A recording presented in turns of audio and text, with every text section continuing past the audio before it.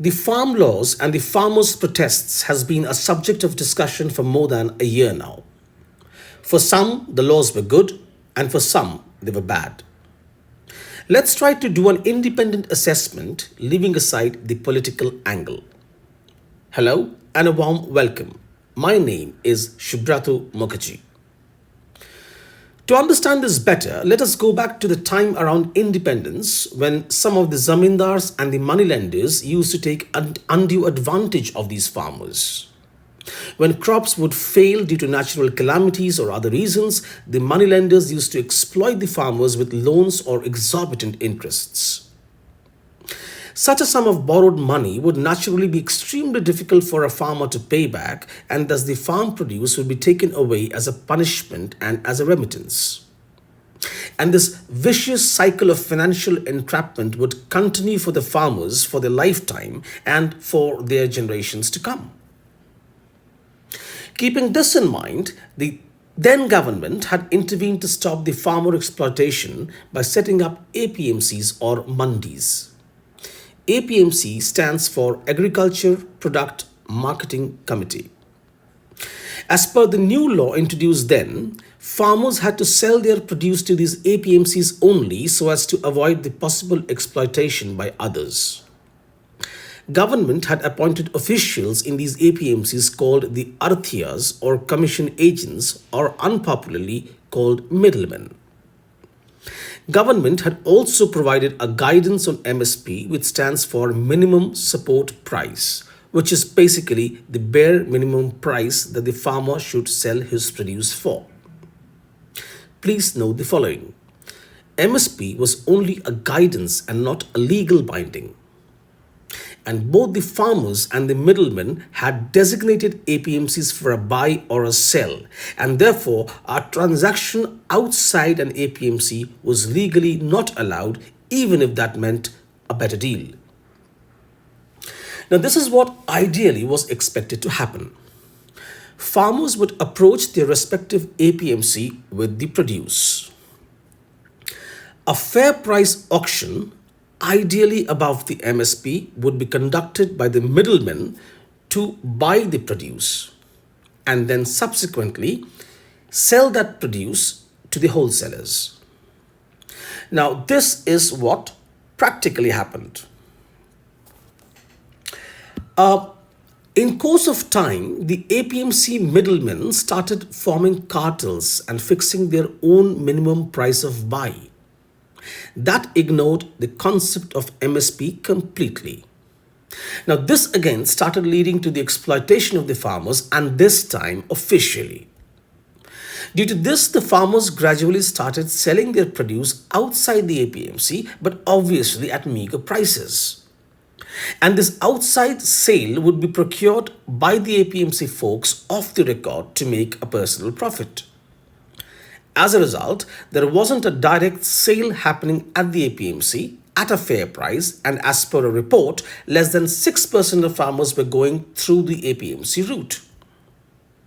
It is evident that once a farmer takes the produce to the APMC, they are not in a position to take it back without a sale, as the goods, especially the vegetable products, are highly perishable in nature.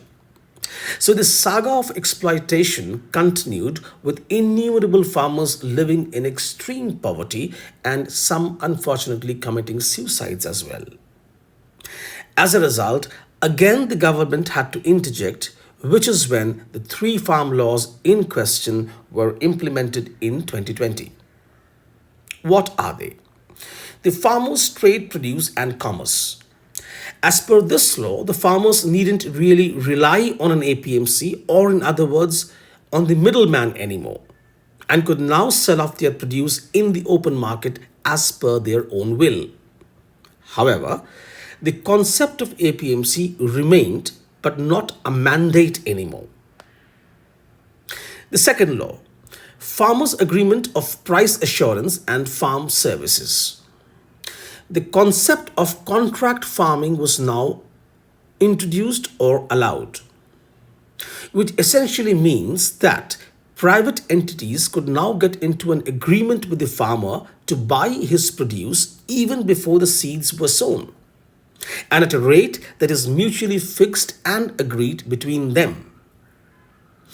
Any liabilities whatsoever, whether it is due to climatic conditions or any other external factors, would be taken care of by these private entities or the insurance companies. The third law is the Essential Commodities Amendment. As per earlier laws, farmers could not store their produce in granaries or cold storages except for government approved FCI official godowns. This was to avoid manipulation of the demand supply chain. This had now been relaxed, and going forward, farmers could hoard grains. Well, I'm personally not sure how much of a benefit would this be, since generally a farmer doesn't have the capacity to maintain a cold storage, anyways. But nevertheless, they still had this liberty now going forward if they wanted to store grains.